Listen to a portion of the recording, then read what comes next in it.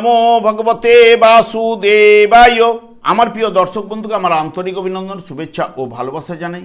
আমি আশা করি অনাদির আদি গোবিন্দের অশেষ করুণায় আপনারা সকলেই কুশলে আছেন। আজ আপনাদের কাছে যে বিষয়টি নিয়ে আলোচনা করতে চলেছি, অসুরগুরু শুক্রের প্রবেশ মেষ রাশিতে।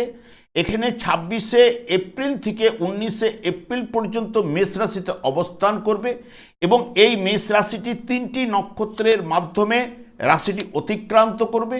তাই ধনুরাশি বা ধনুলগ্নের জাতক জাতিকারা আপনারা কেমন ফল পেতে চলেছেন তা আমি আচার্য কমল শাস্ত্রী আপনাদের কাছে এই ভিডিওতে বিস্তারিতভাবে আলোচনা করব। ধৈর্য সহকারে আপনারা ভিডিওটি দেখবেন।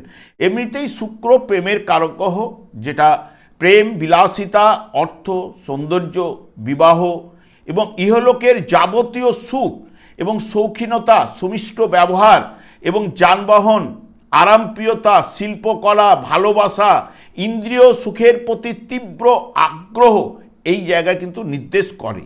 এবং যেহেতু শুক্র 3টি নক্ষত্রের মাধ্যমে প্রবেশ করবে 26শে মার্চ থেকে 5ই এপ্রিল পর্যন্ত, যেহেতু শুক্র রাশিচক্রের সপ্তম ভাব এবং দ্বিতীয় ভাব রাশিচক্রের অধিপতি হওয়ার কারণে এখানে ঠিক পত্নী দেখতে কিন্তু সুন্দর হবে। স্বামী হলে স্ত্রী, স্ত্রী হলে স্বামী, এবং নিজের আয়ত্তে রাখার চেষ্টা করবে। তার ফলে জাতকের মধ্যে মতান্তর ঘটার সম্ভাবনা দেখা দিতে পারে এবং ব্যবসার প্রতি ইচ্ছা থাকবে। এবং যেহেতু দ্বিতীয় বা অর্থপতি হওয়ার জন্য কথাবার্তার মধ্যে মেজাজ ও খাদ্যের প্রতি আকর্ষণ কিন্তু থাকবে।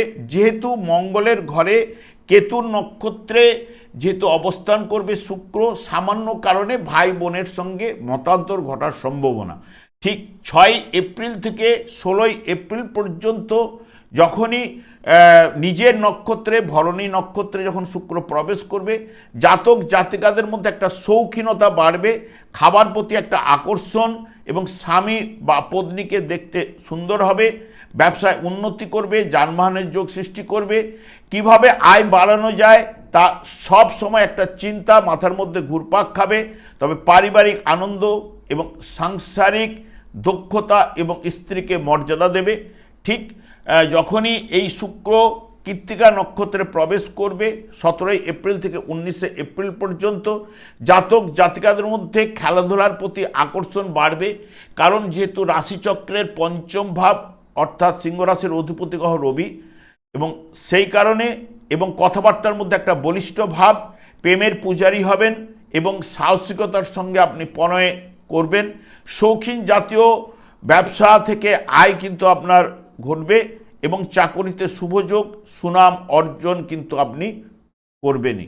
বর্তমানে দেখুন, যেহেতু ধনুরাশি বা ধনুলগ্নের জাতক জাতিকাদের ঠিক পঞ্চম ভাবে শুক্রের অবস্থান, যেটি পঞ্চম ভাবে অবস্থান করলো ষষ্ঠ ভাব এবং একাদশ ভাবের নির্দেশক অধিপতি গ্রহ, পঞ্চম ভাবে অবস্থান করার জন্য একাদশ ভাবের উপরে দৃষ্টি প্রদান এবং পঞ্চম ভাব থেকে যেগুলি বিচার্য, সবথেকে বিশেষ করে বুদ্ধি, সন্তান, প্রেম এবং আমাদের যে এই যে মতি গতি, এমনি মন, ভালোবাসা, পূর্ব জন্মের কর্মফল বা শেয়ার, লটারি, ফাটকা, বৈধ প্রেম, অবৈধ প্রেম ইত্যাদি ইত্যাদি এই পঞ্চম ভাব থেকে বিচার্য। ধনুরাশির জাতক জাতিকাদের ক্ষেত্রে এই শুক্রের অবস্থান অত্যন্ত শুভ এবং লাভজনক হওয়ার সম্ভাবনা কিন্তু প্রদান করতে পারে। প্রেমের কারক গ্রহ শুক্র পঞ্চম ভাবে অবস্থান, যা নতুন প্রেমের প্রস্তাব পাওয়ার প্রবল যোগ বা কারো প্রতি তীব্র আকর্ষণের যোগও কিন্তু এই জায়গায় প্রদান করবে। প্রেমের ক্ষেত্রে রোমান্স, ঘনিষ্ঠতা বৃদ্ধি পাবে।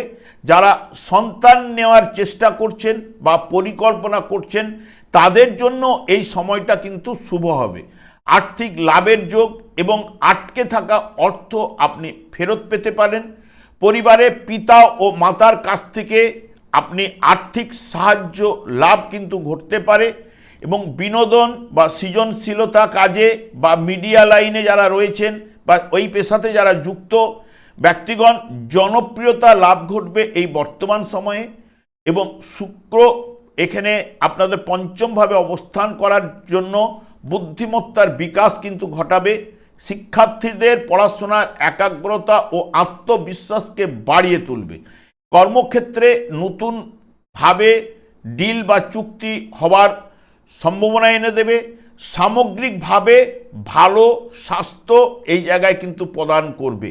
এবং যেহেতু একাদশ ভাবের অধিপতি গ্রহ হওয়ার জন্য পঞ্চম ভাবে অবস্থান আর্থিক লাভের প্রবল যোগ এবং দীর্ঘদিনের ইচ্ছা বা আশা পূরণ আপনাদের ঘটতে পারে। যারা বিশেষ করে শেয়ার বাজার, লটারি, ফাটকা ব্যবসায় বিনিয়োগ থেকে আকস্মিক ধনপ্রাপ্তির সম্ভাবনাও কিন্তু এনে দিতে পারে।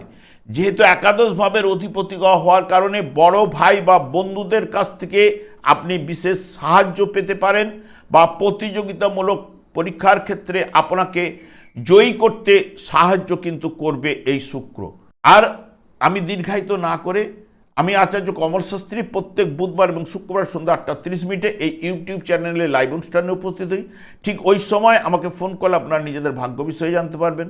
তাছাড়া বিভিন্ন ধরনের ভিডিও আপলোড করে থাকি, সেগুলি পাওয়ার জন্য আমার চ্যানেলটাকে সাবস্ক্রাইব করে বেল আইকনে ক্লিক করে রাখুন। যখন আমি লাইভ অনুষ্ঠান বা যে কোনো ভিডিও আপলোড করলে আপনাদের নোটিফিকেশন পৌঁছে যাবে। আমি অনাদি গোবিন্দের কাছে প্রার্থনা করি আপনারা ভালো থাকুন, সুস্থ থাকুন, আনন্দে থাকুন। আজ এই পর্যন্ত, পরে ভিডিও দেখাচ্ছে। নমস্কার।